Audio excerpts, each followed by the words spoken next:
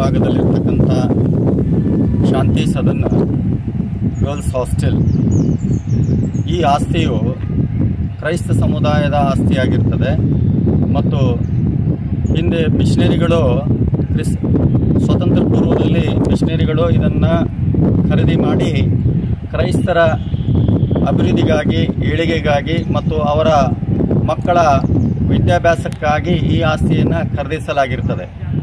ಈ ಆಸ್ತಿಯು ಕ್ರೈಸ್ತ ಸಮುದಾಯದ ಆಸ್ತಿಯಾಗಿದ್ದು ಇದು ಯಾವುದೇ ರೀತಿಯಾಗಿ ಮಾರಾಟವಾಗಲಿ ಅಥವಾ ಜಂಟಿ ಉದ್ಯಮವಾಗಲಿ ಮತ್ತು ಇನ್ನಿತರ ಯಾವುದೇ ರೀತಿಯಲ್ಲಿ ಏನಂತಂದರೆ ಕೊಡಲಿಕ್ಕೆ ಬರುವುದಿಲ್ಲ. ಯಾಕೆಂದರೆ ಈ ಒಂದು ಆಸ್ತಿ ಕ್ರೈಸ್ತ ಸಮುದಾಯದ ಆಸ್ತಿ ಆಗಿರೋದ್ರಿಂದ ಇದನ್ನು ನಾವು ಅಭಿವೃದ್ಧಿಪಡಿಸಬೇಕು ಅಂತಕ್ಕಂಥ ಉದ್ದೇಶವನ್ನು ಹೊಂದಿದ್ದೇವೆ. ಮತ್ತು ಇದು ಕೆಲವು ವ್ಯಕ್ತಿಗಳು ಏನಂದರೆ ಇದನ್ನು ಮಾರಾಟವನ್ನು ಮಾಡಿರ್ತಕ್ಕಂಥದ್ದು ನಮ್ಮ ಗಮನಕ್ಕೆ ಬಂದಿದೆ. ಆದರೆ ಅದು ಮಾರಾಟವು ಅನಧಿಕೃತವಾಗಿ ಆಗಿರ್ತಕ್ಕಂಥದ್ದಾಗಿರೋದ್ರಿಂದ ಅದನ್ನು ನಾವು ಅಲ್ಲಗಳಿತೇವೆ ಮತ್ತು ಈ ಒಂದು FIR ಆಗಿ ಅಲ್ಲಿ ಅನೇಕ ವ್ಯಕ್ತಿಗಳ ಹೆಸರುಗಳನ್ನು ಅದರಲ್ಲಿ ಏನಂತಂದರೆ ಸೂಚಿಸಲಾಗಿದೆ. ನಮ್ಮ ಒಂದು ಮೆಥಡಿಸ್ಟ್ ಚರ್ಚಿನ ಆಡಳಿತ ಅಧಿಕಾರಿಗಳ ಹೆಸರುಗಳು ಸಹ ಅದರಲ್ಲಿ ಸೇರಿದೆ. ಆದರೆ ಇಲ್ಲಿ ಎಷ್ಟು ಜನರು ಅದರಲ್ಲಿ ಪಾಲುದಾರರಾಗಿದ್ದಾರೆ ಅಂತಕ್ಕಂಥದ್ದು ಇದು ಏನಂದ್ರೆ ತಿಳಿಯದ ಸಂಗತಿಯಾಗಿದೆ. ಇದು ಪೊಲೀಸ್ ಇನ್ವೆಸ್ಟಿಗೇಷನ್ ಆಗಬೇಕು ಮತ್ತು ತಪ್ಪಿಗಸ್ತರನ್ನು ಏನಂತಂದರೆ ಅದು ಯಾರೇ ಇರಲಿ, ನಮ್ಮ ಸಮುದಾಯದವರಾಗಿರಲಿ ಅಥವಾ ಇನ್ನಿತರ ಯಾವುದೇ ಸಮಾಜಕ್ಕೆ ಸಂಬಂಧಪಟ್ಟಂಥವರಾಗಿರಲಿ ಅವರ ಮೇಲೆ ಶಿಸ್ತಿನ ಕ್ರಮವನ್ನು ಜರುಗಿಸಬೇಕೆಂಬುದಾಗಿ ನಾವು ಸರ್ಕಾರಕ್ಕೆ ಏನಂದರೆ ಮನವಿಯನ್ನು ಸಲ್ಲಿಸ್ತೇವೆ. ಸರ್, ಇದಕ್ಕೆ ಪಹಲೆ ಈ ಹಿಂದೆ ನಾವು ಈ ಒಂದು ಆಸ್ತಿಯ ಮಾರಾಟ ಆಗ್ತಾ ಇದೆ ಅಂತಕ್ಕಂಥದ್ದು ನಮ್ಮ ಗಮನಕ್ಕೆ ಬಂದಂಥ ಸಮಯದಲ್ಲಿ ನಾವು ಚರ್ಚಿನಲ್ಲಿ ಏನಂದರೆ ಈ ಬಹಿರಂಗವಾಗಿ ಅದನ್ನು ಹೇಳಿದ್ದೇವೆ ಮತ್ತು ಜಿಲ್ಲಾಧಿಕಾರಿಗಳಿಗೆ ನಾವು ಮನವಿ ಪತ್ರವನ್ನು ಸಲ್ಲಿಸಿದ್ದೇವೆ ಸಮುದಾಯ ವತಿಯಿಂದ. ಅದು ಅಲ್ಲದೆ ಪೊಲೀಸ್ ಕಮಿಷನರ್ ಅವರಿಗೂ ಏನಂತಂದರೆ ಮನವಿಯನ್ನು ಸಲ್ಲಿಸಿದ್ದೇವೆ. ಸಂಬಂಧಪಟ್ಟಂಥ ಪೊಲೀಸ್ ಠಾಣೆಗೂ ಸಹ ಏನಂದರೆ ನಾವು ಏನಂತಂದರೆ ಮನವಿಯನ್ನು ಸಲ್ಲಿಸಿದ್ದೇವೆ. ಮತ್ತು ಏನಂತಂದರೆ ಈ ಒಂದು ನಮ್ಮ ಕ್ಷೇತ್ರದ ಏನಂದರೆ ಶಾಸಕರ ಗಮನಕ್ಕೂ ತಂದು ಮತ್ತು ಅವರಿಗೂ ಏನಂತಂದರೆ ಆ ಪತ್ರದ ಬರವಣಿಗೆ ಮೂಲಕ ಪತ್ರದಿಂದ ಅವರಿಗೆ ಮನವಿಯನ್ನು ನಾವು ಸಲ್ಲಿಸಿರ್ತೇವೆ. ತಮ್ಮ ಹೆಸರು ಸರ್? ನನ್ನ ಹೆಸರು ಡಾಕ್ಟರ್ ರೂಬೆನ್.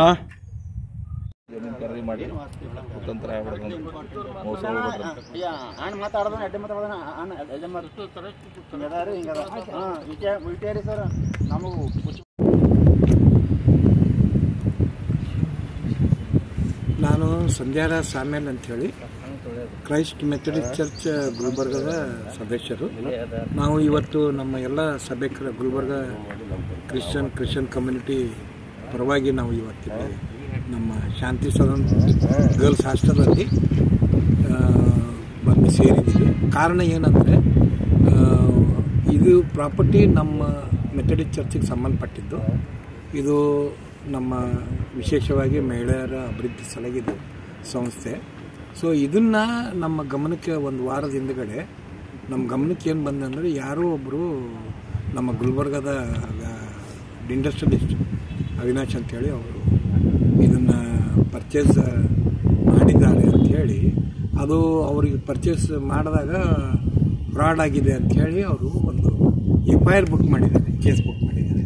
ಆ ಕೇಸಲ್ಲಿ ನೋಡಿದಾಗ ನಮ್ಮ ಈ ಕೆಲವು ಗುಲ್ಬರ್ಗದ ಕೆಲವು ರಿಯಲ್ ಎಸ್ಟೇಟ್ ಏಜೆಂಟ್ಗಳಾಗಲಿ ಗೌರ್ಮೆಂಟ್ ಅಧಿಕಾರಿಗಳಾಗಲಿ ಮತ್ತು ನಮ್ಮ ಮೆಥಡಿಸ್ಟ್ ಚರ್ಚಿನ ಸದಸ್ಯರು ಅಲ್ಲ, ನಮ್ಮ ಮೇನ್ ಇವರು ಇದಕ್ಕೆ ಆಡಳಿತ ವರ್ಗದವರು, ಅದರಾಗ ಪ್ರಮುಖವಾಗಿ ಬಿಷಪ್ಪು ಮತ್ತು ಕೆಲವು ನಮ್ಮ ಡಿಸ್ಟಿಕ್ ಇನ್ಚಾರ್ಜ್ ಅಂತ ಇರ್ತಾರೆ, ಡಿಸ್ಟಿಕ್ ಸೂಪರಿಂಟೆಂಡೆಂಟ್, ಅವರೆಲ್ಲರ ಮೇಲೆ ವಿರುದ್ಧವಾಗಿ ಅವರು ಕೇಸ್ ಹಾಕಿದ್ದಾರೆ. ಕೇಸ್ FIR ಏನಂತ ಹಾಕಿದ್ದಾರೆ ಅಂದರೆ ಇದು ನನಗೆ ಮೋಸ ಆಗಿದೆ, ಇದು ನನಗೆ ರೊಕ್ಕ ತೊಗೊಂಡಿದ್ದಾರೆ ಸುಮಾರು 20 ಕೋಟಿ, ಇವರೆಲ್ಲ 24 ಜನ ಸೇರಿ ಇವರು ನನಗೆ ಮೋಸ ಮಾಡಿದ್ದಾರೆ, ಈ ಜಾಗ ನನಗೆ ದಾಖಲಾತಿಗಳು ಎಲ್ಲ ನಕಲಿ ಸೃಷ್ಟಿ ಮಾಡಿ ನನಗೆ ಮಾರಾಟ ಮಾಡಿದ್ದಾರೆ ಅಂತೇಳಿ FIR ದಾಖಲಾತಿ. ಇದನ್ನು ನಾವು ಇವತ್ತು ನಮ್ಮ ಗುಲ್ಬರ್ಗ ಸಭೆಕರೆಲ್ಲರೂ ನಾವು ಮಾಧ್ಯಮ ಮುಖಾಂತರ ಏನು ಹೇಳಬೇಕಂತ ಅಪೇಕ್ಷೆ ಪಡ್ತೀವಿ ಅಂದರೆ, ಇದು ಅವರು FIR ಮಾಡಿದ್ದಕ್ಕೆ ಪ್ರಾಪರ್ ತನಿಖೆ ಆಗಬೇಕು. ಉನ್ನತ ಮಟ್ಟದಲ್ಲಿ ತನಿಖೆ ಆಗಬೇಕು. ಇದಕ್ಕೆ ತನಿಖೆ ಯಾಕಂದರೆ ಇದು ಸಂಸ್ಥೆ ಸುಮಾರು ವರ್ಷದಿಂದ ಮತ್ತು ನಮ್ಮ ಕಲ್ಯಾಣ ಕರ್ನಾಟಕ ಭಾಗದಲ್ಲಿ ಮೊಟ್ಟ ಮೊದಲನೇ ಸಂಸ್ಥೆ ಶಿಕ್ಷಣ ನೀಡಿರುವ ಸಂಸ್ಥೆ, ಅದರಾಗ ವಿಶೇಷವಾಗಿ ಮಹಿಳೆಯರಿಗೆ. ಸೊ ಈ ಸಂಸ್ಥೆಯನ್ನು ಉಳಿಸ್ಕೋಬೇಕಂತೇಳಿ ನಾವು ಸುಮಾರು ವರ್ಷದಿಂದ ನಾವು ಇದಕ್ಕೆ ಹೋರಾಟ ಮಾಡ್ತಾ ಬಂದಿದ್ದೀವಿ. ಈವನ್ ಇದಕ್ಕೆ ನಮ್ಮ DC ಅವರ ಗಮನಕ್ಕೂ ತಂದಿದ್ದೀವಿ, ಈವನ್ ನಾವು ಸ್ಟೇನೂ ತಂದಿದ್ದೀವಿ. ಸೊ ಇದರ ಬಗ್ಗೆದಾಗೆ ನಮಗೆ ನಮ್ಮ ರೀಜನಲ್ ಕಮಿಷನರ್ ಆಗಲಿ ಸರ್ಕಾರದ ಯಾರೇ ಇದ್ದರೂ ಇದಕ್ಕೆ ಪ್ರಾಪರ್ ತನಿಖೆ ಆಗಬೇಕು. ಪ್ರಾಪರ್ ತನಿಖೆಯಾಗಿ ತಪ್ಪಿತಸ್ಥರು ಯಾರೇ ಇರಲಿ, ನಮ್ಮ ಧರ್ಮಗುರುಗಳಿರಲಿ, ಸರ್ಕಾರ ಅಧಿಕಾರಿಗಳಿರಲಿ, ಇವರಿಗೆಲ್ಲರಿಗೆ ಇದ್ರದ್ದು ಪ್ರಾಪರ್ ತನಿಖೆ ಆಗಿ ಶಿಕ್ಷೆ ಆಗಬೇಕು ಅಂಥೇಳಿ ನಮ್ಮಲ್ಲಿ ಮನವಿ ಕೋರಿ. ಈ ಪ್ರಾಪರ್ ತನಿಖೆ ಆಗುವಾಗ ನಮ್ಮ ಧರ್ಮಗುರುಗಳು, ನಮ್ಮ DSಗಳು ಎಲ್ಲರಿಗೆ ಸಸ್ಪೆಂಡ್ ಮಾಡಬೇಕಂತೇಳಿ ನಾವು ಮನವಿ ಕೋರ್ತಾ ಇದ್ದೀವಿ.